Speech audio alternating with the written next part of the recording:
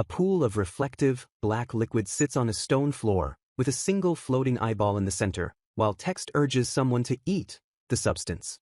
A person's hands are visible, their fingers clench tightly as a voice internally declares the necessity of eating, even if it is pathetic or disgusting. The voice continues as the person hunches over, desperately clutching their stomach and eating the bizarre, eye-filled liquid from the ground, a single word repeating in their mind, eat. A furious, close-up shot of the person's face reveals their clenched teeth and gritted eyes as they declare their resolve, proclaiming that everything will change. The person, now identified as Murayama Nozoru, stumbles away from a group of tormentors, a fist raised in a taunting gesture behind him as his face is turned away from the panel, his breath ragged and his eyes squeezed shut with frustration and pain. A group of boys surrounds Nozoru, calling him a fatso, who makes life difficult for everyone, mocking him for smelling of sweat.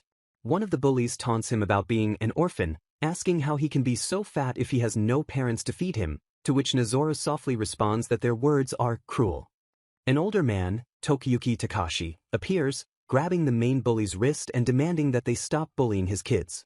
One of the bullies notes that their mood is completely ruined, while Takashi, holding up a large woven basket, challenges them to say their insults to his face again, telling them to deal with him if they have a problem. The group of bullies flees the scene, and Takashi turns to Nozoru to ask if he's okay with their escape, while Nozoru silently tells himself that he is a useless fatty and had the insults coming to him. Takashi shouts at Nozoru, disagreeing that he deserved the bullying, and passionately tells him that what truly matters isn't his appearance but his heart. With a wide smile, Takashi declares that Nozoru doesn't deserve to be bullied and that his good heart makes him a good kid. A profile states that Takashi inherited his parents' orphanage and now runs it as the director of the Tunniki orphanage. Kids from the orphanage run to greet Nozoru, calling him Nozoru-nai, and asking him to play with them, while another child greets Takashi with a warm welcome home. One of the children gleefully proclaims that they're big bro's back, and that Takashi is everybody's dad. Nozoru is greeted by an older girl named Tokiyuki Tsurugi who asks him if he was with her father, Takashi. Nozoru cheerfully returns Tsurugi's greeting and tells her that he is home. Tsurugi gently touches Nozoru's face, asking in a panicked tone if he's being bullied, noting the cuts and marks on his cheeks. Nozoru shrinks back, asking Tsurugi not to get her hands dirty, which prompts her to angrily ask who he's calling dirty.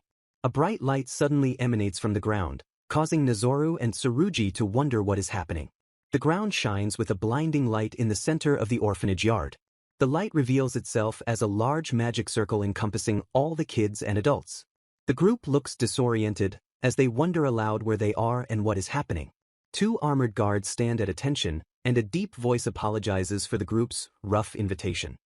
The man is revealed as Reje Koning III, king of the kingdom of Jumagus. The king sits on a grand throne and thanks the group for coming, explaining that he summoned them from another world to ask for their strength.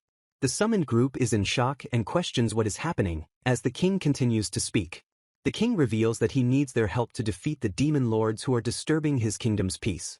Nozoru muses to himself that this is just like an anime, a kind of story where he can become a hero.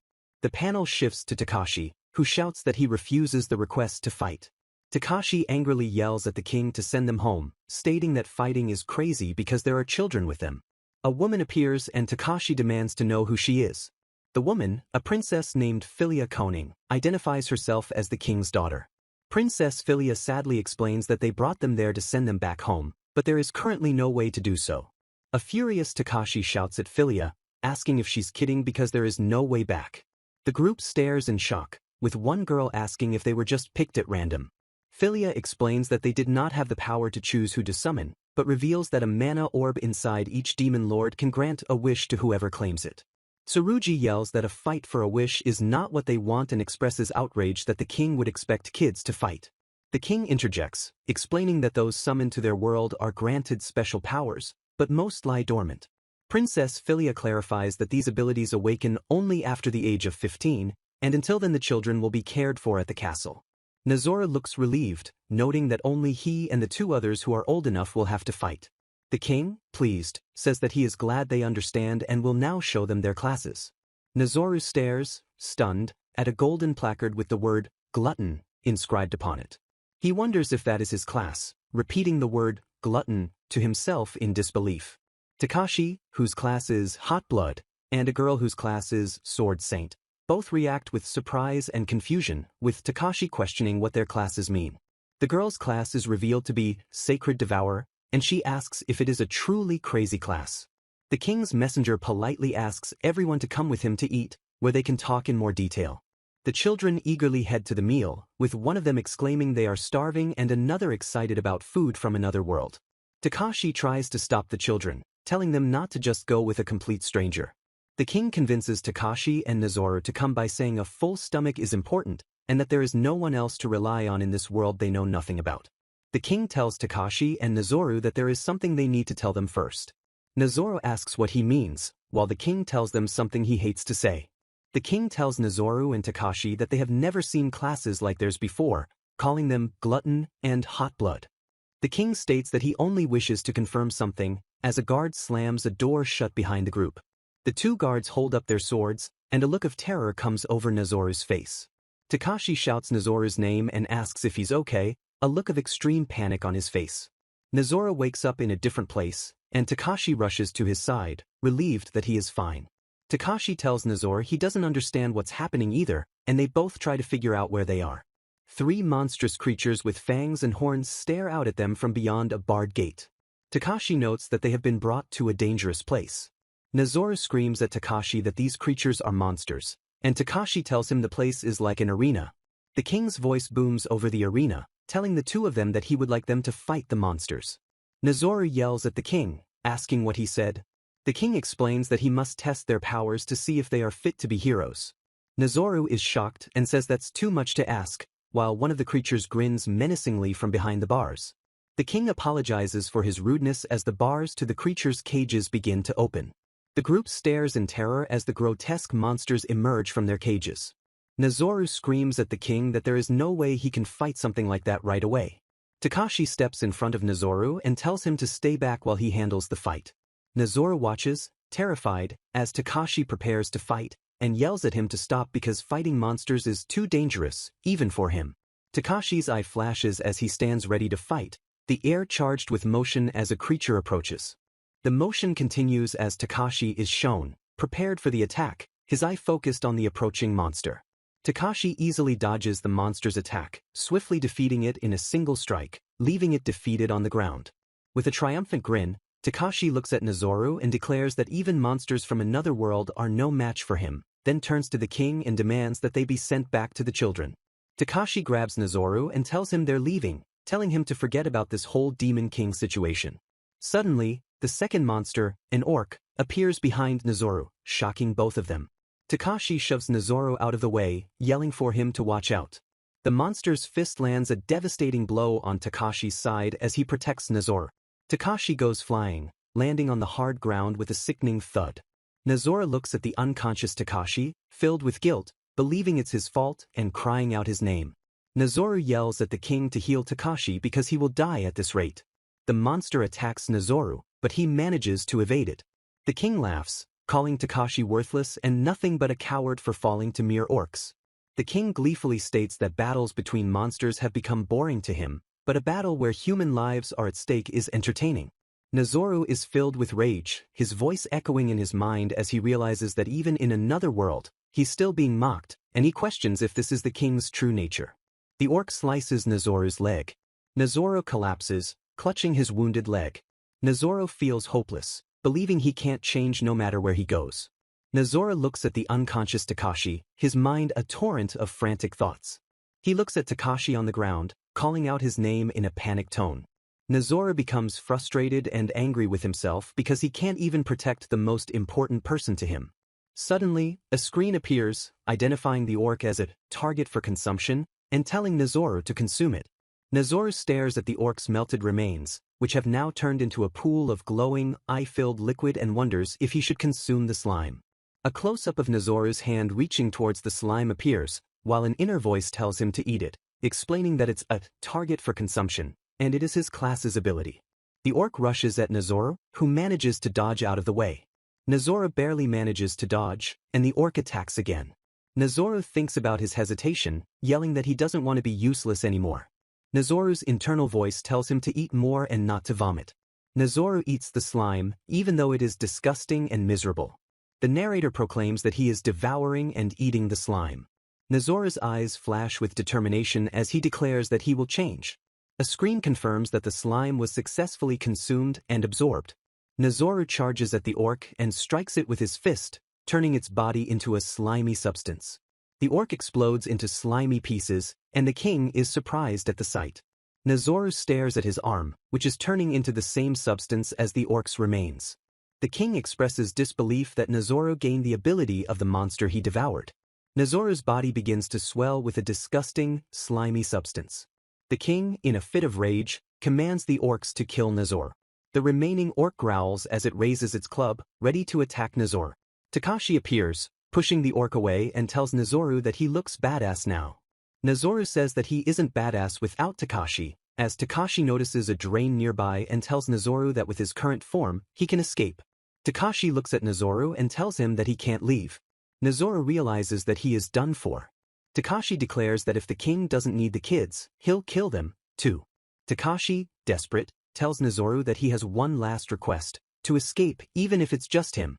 Takashi, with a smile on his face, tells Nozoru that he's counting on him to save everyone, and especially Tsurugi. The king commands the orc to forget about Takashi and kill the pig slime first. Nozoru begins to run, yelling to Takashi to go. Nozoru runs through the sewers, thinking that he couldn't do a thing in this world, just like in the old one. He thinks of himself as neither a hero nor a savior. He looks at his reflection in the water and swears that he will change. Nozoru declares that he will kill the king and save everyone. Nozoru lets out a massive yell as he transforms. He lands in a pool of water, calling out to Takashi and cursing his own helplessness.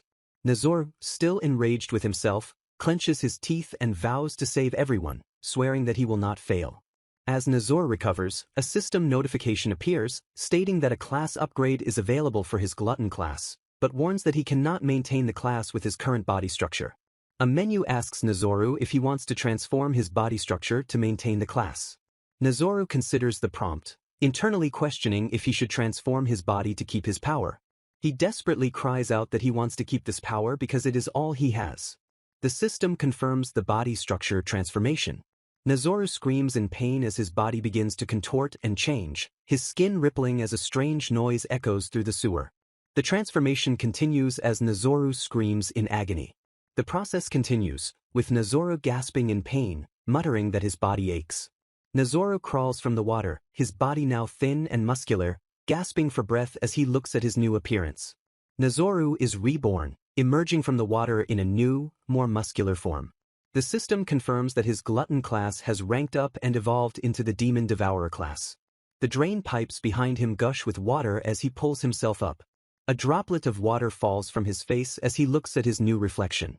He looks at his new body, shocked, wondering if he blacked out and then realizing that he looks completely different. Nozoru examines his face and a now muscular body, wondering if this is what he truly looks like. He looks around at his surroundings, the dark, murky water of the drain pipe, and questions where he is. Nozoru remembers Takashi's final request to save everyone and protect Tsurugi. He states that he's still not enough, but then considers how he can fulfill Takashi's request. Nozoru, now determined, vows not to waste the life Takashi saved, and that he will first escape the castle. He looks back at the drain pipe. He resolves to go through the pipe to escape.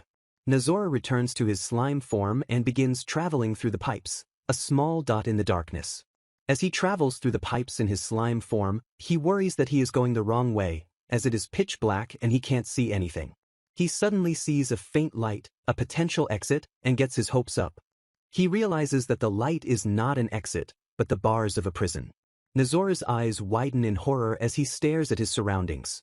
Nozoru finds himself in a prison with a strange, long-haired, emaciated old man and skeletons in cages nearby.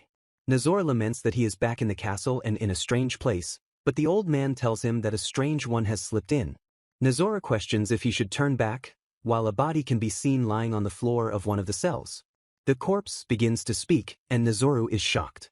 The old man tells Nozoru he doesn't need a name because he's just a slave. Nozoru asks who he is, and the old man tells him that's his line, boy. Nozoru questions what kind of country still has slavery because of the king, and the old man questions if slaves are rare to him. Nozoru notices a set of keys hanging on the wall and thinks to himself that Takashi would have helped the old man if he were here. Nozoru uses his new body to easily reach through the bars and grab the keys, tossing them to the old man, who looks shocked and happy to be free.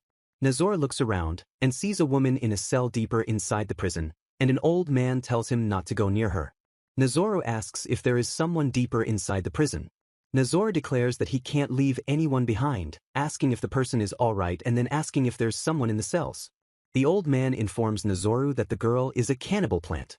He explains that the cannibal plant was used as an experiment, a host for a parasite, and that it will attack anyone who comes near to protect its host.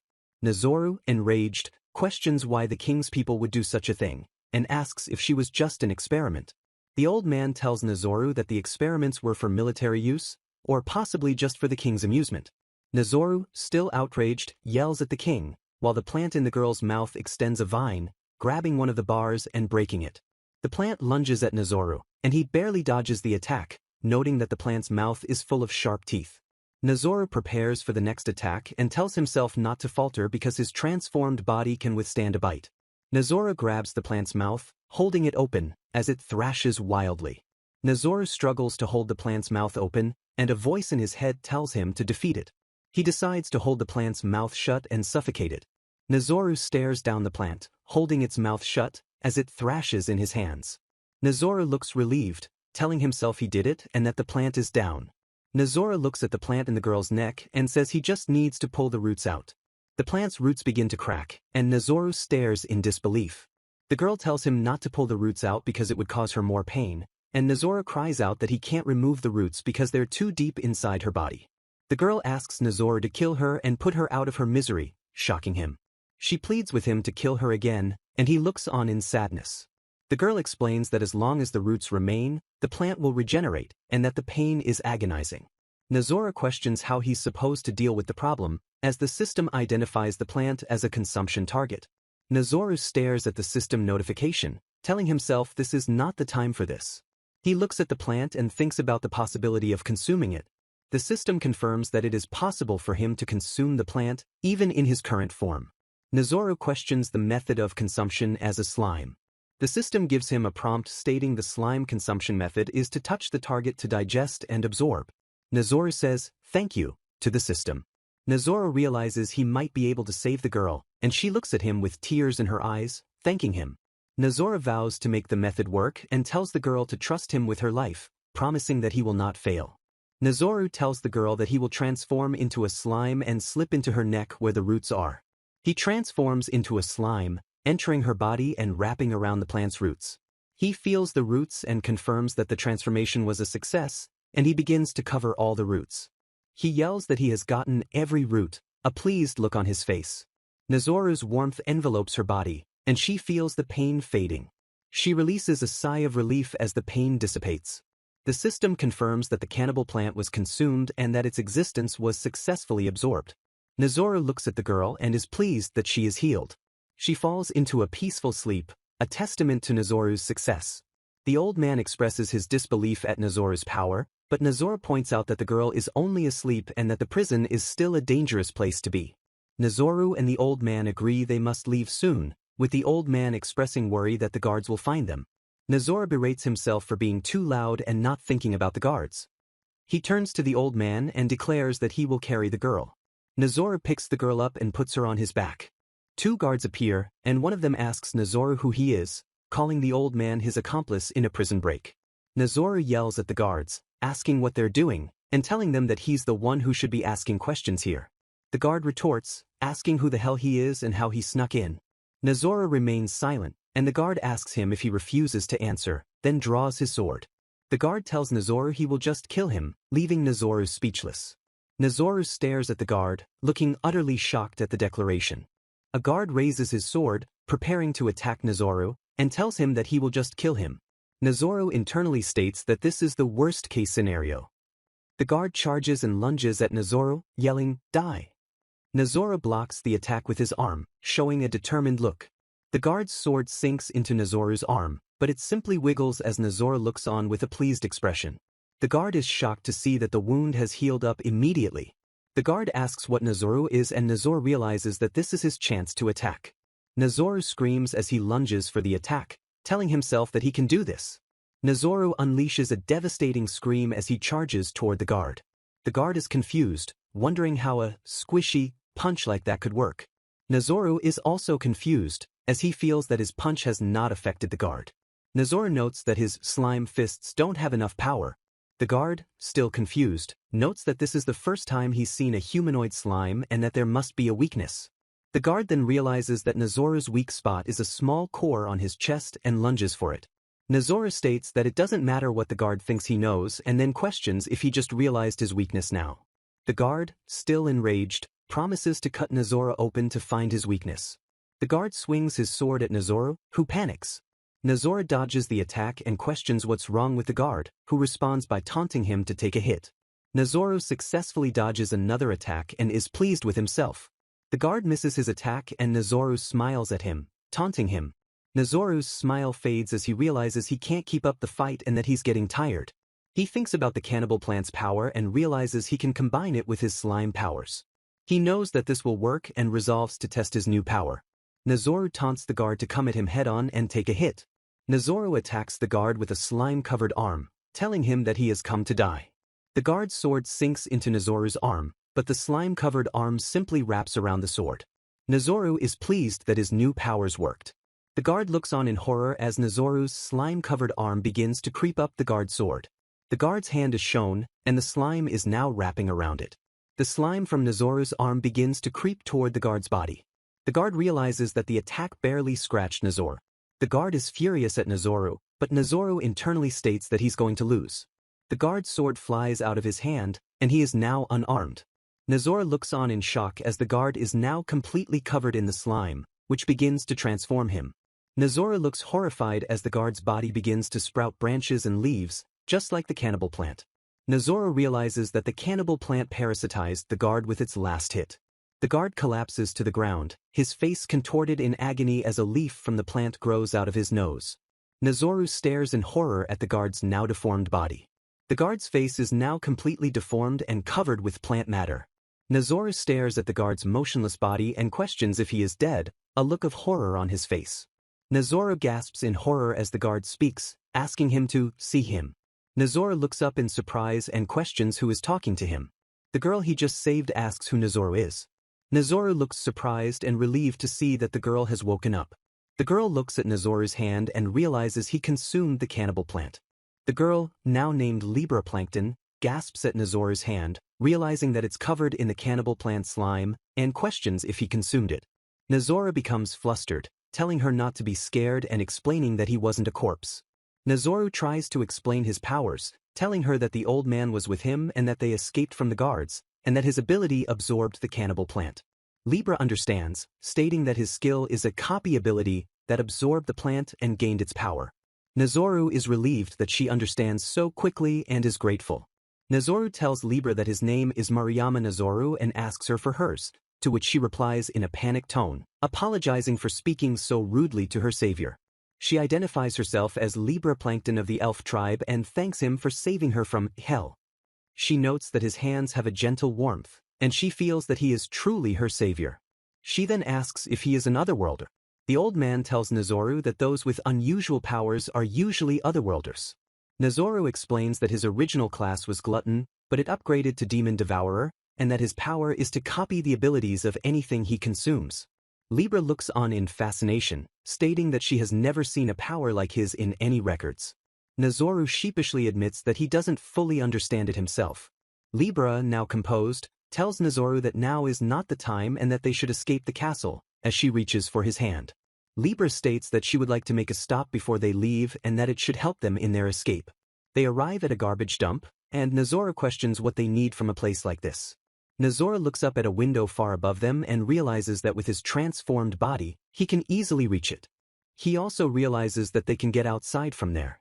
Libra grabs a backpack and clothes, yelling that she finally got back what was confiscated from her. She offers them to Nozoru, who is flustered that she's stealing from a garbage dump.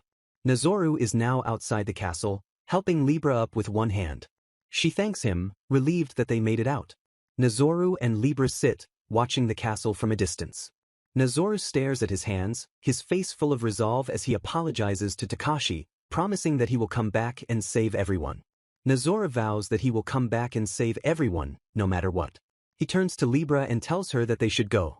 Meanwhile, back in the castle, the other kids are enjoying a feast, but one of the girls, Tsurugi, is worried because Takashi and Nozora haven't returned. The girl who is eating questions why Tsurugi isn't eating. Tsurugi tells her that the food tastes better hot and that she was about to start eating. The king appears, asking everyone if they are enjoying the meal. Tsurugi stands, prepared to confront the king. She bows her head and questions the king, who looks confused at her demeanor.